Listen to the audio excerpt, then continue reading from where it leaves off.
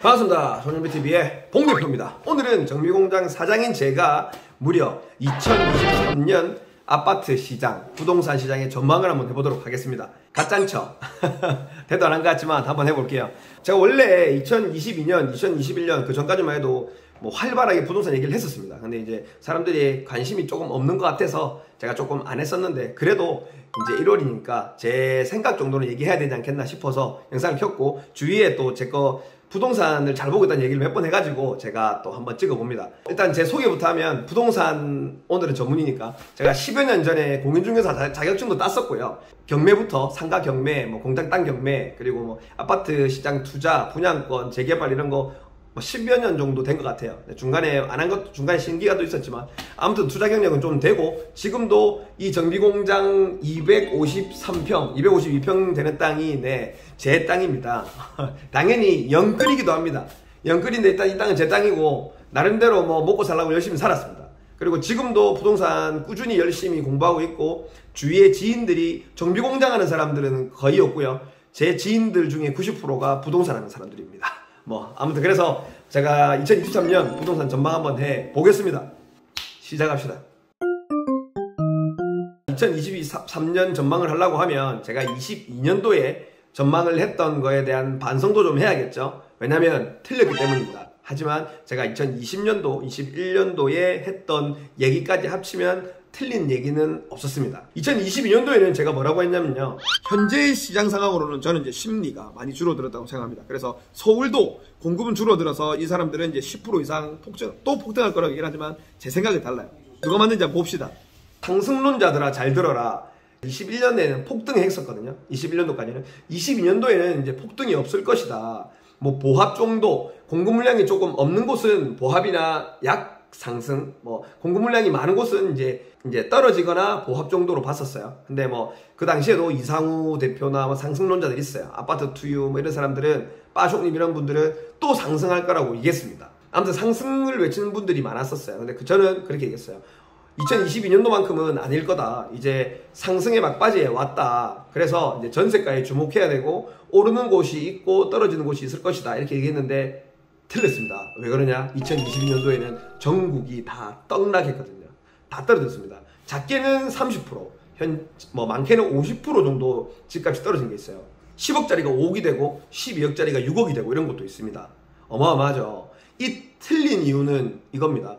제가 2020년 12월 2일에 올렸던 영상이 있는데, 2020년 12월쯤에 그때 문재인 정권에서 집값이 너무 많이 올라가니까 투자자들이나 실거주의 대출까지도 막 옥죄이는 규제정책을 엄청 쏟아냈는데, 제가 그때 그랬어요. 규제정책 아무리 쏟아내봐라 다 필요 없다. 우리나라 집값은 금리와 외부 변수가, 외부 충격이 우리나라 아파트 시장을 좌우한다 했는데, 전국이 지금 다 난립니다. 근데 아파트 값이, 저는 정부에서 아무리 정책을 많이 때려봐야 잡을 수 없다고 생각합니다. 근데 대신 떨어질 수 있는 이유, 그 다음에 제가 제일 눈여겨보고 있는 건 금리입니다. 금리만 올라가면 뭐 집값 잡힐 거라 생각합니다. 그리고 외부 충격, 금리하고 뭐 중국이 뭐 조금 약간 휘청한다거나, 뭐 미국이 휘청한다거나, 이렇게 좀 우리나라하고 간섭 있는 나라들이 휘청하면 외부 악재, 그리고 금리, 이 두 가지만 저는 유심히 보고 있습니다. 그 당시까지만 해도, 2022년 제가 부동산 전망할 때까지만 해도 금리와 외부 충격이 전혀 없는 상태였습니다. 그냥 코로나 사태로 인해서 유동성이 계속 풀려있는 시기였고, 그 당시에 미국 금리도 2023년까지는 뭐 금리 인상 안 한다 이렇게 했었는데, 갑자기 22년 초부터 금리를 완전 폭등을 시켜버렸습니다. 금리가 올라갔죠, 일단 첫 번째. 그리고 두 번째, 외부 충격. 러시아하고 우크라이나가 전쟁을 일으키는 바람에 원유 가격, 유가가 엄청나게 상승했고, 또 러시아가 뭐 가스나 이런 것들, 그 다음에 우크라이나에서는 곡물 이런 것들 가지고 원활하게 공급이 해외로 안 되다 보니까 또 인플레이션, 이 물가 상승이 다 많이 오게 됐습니다. 유럽도 그렇고 뭐 전 세계적으로 완전 공황이 왔어요. 그래서 금리도 엄청나게 오르면서 인플레이션까지 되니까, 물가 상승까지도 되니까 정말 어려운 시기를 보낸 2022년이었고 완전 떡락을 했었습니다. 아무리 정책을 쏟아내봐야 필요 없다. 금리와 외부 충격이 있으면 집값이 떨어질 것이다. 이렇게 얘기했었는데 그게 맞았어요. 그래서 2022년도는 금리가 이렇게까지 오를 줄 몰랐고, 러시아와 우크라이나가 전쟁할 줄 몰랐어요. 알았겠습니까? 부동산 전망은 사실 의미가 없습니다. 중간중간에 변수가 너무 많이 생기기 때문에. 근데 결국은 제가 하고 싶은 얘기는 이거예요. 우리나라는 정부 정책으로 좋아서 되는 게 아니라 결국에는 우리나라는 약소국입니다. 미국이나 중국, 외방 세력의 이런 외부 충격이나 금리도 저희 마음대로 할 수 없고 전 세계적으로 같이 움직여야 되고, 그렇기 때문에 전 세계적인 시장이 좀 중요합니다. 우리나라 정책만 볼 게 아니라. 2022년도에는 제가 틀렸고, 제가 틀린 이유는 또 수요와 공급에 대해서 얘기를 한번 해볼게요. 쉽게요. 스킵하지 말고요. 재미없죠? 그래도 좀 공부하다 생각하고 좀 들어보십시오. 자, 일단 경제에서 제일 중요한 건 수요와 공급입니다. 공급은 절대적이에요. 아파트 입주 물량은 보통 이제 입주 물량 어디 어플에만 쳐도 다 나옵니다. 네이버 부동산도 나오고 뭐 아파트 투유도 나오고 실거래가도 나오고 뭐 다 나와요. 나오는 데가 많습니다. 이 공급은 정해져 있어요. 절대적인 겁니다. 근데 이 수요, 집을 사고 싶은 욕망은 오르기도 하고 내리기도 해요. 2021년도까지만 해도 이 수요가 엄청나게 높았습니다. 공급이 많은 지역도 이 공급을 뛰어넘는 수요가 있었어요. 근데 제가 2022년도에는 이제 이 수요가 조금씩 줄어들 거라고 예상을 했고, 그래서 공급이 많은 곳은 매매가가 올라갈 거라고, 전세가가 올라갈 거라고 생각했고, 공급이 많은 대구 같은 곳은 수요도 줄어들었기 때문에 아파트 값은 떨어지고 전세가도 떨어질 거라고 예상을 했던 겁니다. 수요와 공급이 그렇게 중요한 거예요. 근데 2022년도에는 금리와 이 외부 충격 때문에 이 수요가 완전 급락했습니다. 지금 현재까지도 완전 이 바닥입니다. 사고 싶은 사람이 하나도 없어요. 금리가 너무 높잖아요. 13년은 어떻게 될 것 같느냐 이겁니다. 2022년도에 집값이 30%에서 한 50%씩 떨어졌어요. 대구하고 세종은 2021년도부터 먼저 떨어져가지고 지금 엄청 많이 떨어졌습니다. 지금도 하락론자들은 하락 기우제 지내신 분들이 있어요. 뭐 한문도 교수, 라이트하우스, 리얼라이 박감사 이런 분들이 있는데, 이런 분들은 금리가 이렇게 폭등하면서 올라간다는 얘기를 안 했고, 그때도 한참 올라갈 때도 항상 뭐 인구부터 해가지고 뭐 항상 이상한 논리를 펼쳤었는데, 금리 얘기는 한 게 아니었습니다. 그분들은 이 수요에 대한 얘기를 한 게 아니었어요. 그냥 무조건 거품이다, 무조건 거품이다 했는데, 지금은 이 금리가 엄청나게 오르면서 이 수요를 다 꺼뜨리면서 집값이 다 떨어진 거라고 생각은 합니다, 저는. 그럼 지금 이제 30%, 50%까지 떨어졌죠. 그러면 이제 수요가 더 바닥을 쳤습니다. 그럼 이제 더 떨어질 것이냐? 여기서 정부가 이제 개입을 하죠. 요새 정부가 엄청나게 완화책을 많이 쏟아냈습니다. 이제 규제라는 게 거의 하나도 없어요. 문재인 정권에서 했던 규제가 하나도 없었습니다. 그러면 이제 이 수요가 다시 올라오느냐? 조금은 올라올 수 있겠지만 아직까지 이 금리가 많이 높고 사람들의 심리적 부담감이 있기 때문에, 그리고 이 전세 가격이 너무 낮춰져 있기 때문에 매매가의 상승 반전은 없을 거라고 생각합니다. 2023년도에는요.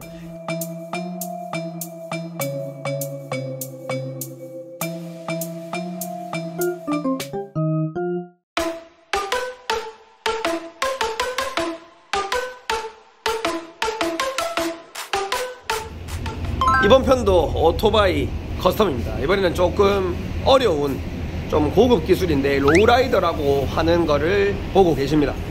우리 뭐 코털씨가 또 하고 있고요. 이거는 그 전에 우리가 풀스로틀에 올렸던 그 영상의 바이크 기름통보다 훨씬 더 고퀄리티의 작업이고 시간이 엄청 많이 걸린 작업입니다. 지금 작업하고 있는데 이렇게 보면 뭐가 뭔지도 모르겠죠. 제가 중간중간에 사진과 영상으로 작업 과정은 올려드리겠습니다. 요거는 주인이 없습니다. 주인이 없고 그냥 저희가 연습 삼아 하는 겁니다. 코털씨, 예. 작업하고 있는데 요거 한 며칠 걸렸습니까? 지금 이 작업하는 것만 해도 지금도 아직 다 끝나지 않아. 지금도 한 50% 정도 됐어요. 50%? 네. 이 작업이 한 4일 정도 걸렸는데 그 4일 하는데 30% 걸렸어요. 그러니까 엄청 많이 나왔습니다. 지금도 아직 한참 남았어요. 한참. 이제 조금씩 이제 유광이 들어가긴 하는데, 이렇게 지금 여기서 윤곽이 생각나긴 하는데, 이게 도색을 몇 번이나 해야 되고 색상을 여러 군데를 줄 거라서 지금 포인트가 들어가긴 하는데, 안쪽에 뭐 플레이크 은색이 들어가고 파란 색깔을 뿌렸는데, 뿌리면 뿌릴수록 조금 더 변하겠죠. I wake up every minute with the fever dreams. I push my mind to a limit where it needs to be. I work blind, got vision I don't need to see. I'm picking mind over matter, I believe in me. I need to find more hours in the day to breathe. Need to find more power in the way I be. And when my mind turns sour with the painful scenes, I need to scream out loud, I can't stop me. I wanna be the greatest like Rocky. You know I leave them all hating like a hobby. I'm out here making moves like a lobby. And if you ain't with me, it's your loss. I got my mind on the facts, I'm a python. Grab what I like real fast, choke until I have. 왜 또 빼고 칠하는 겁니까? 이제 요 라인에는 제가 1차로 한번 뿌렸어요. 파란색 캔디로.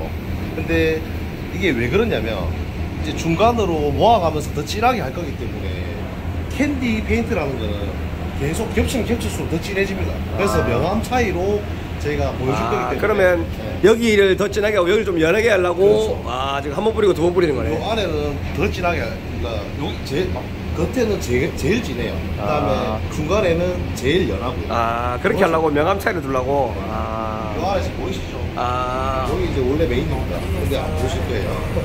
나중에 보이도. control anything if I can just think carefully. I control my destiny. Deep up in my mind.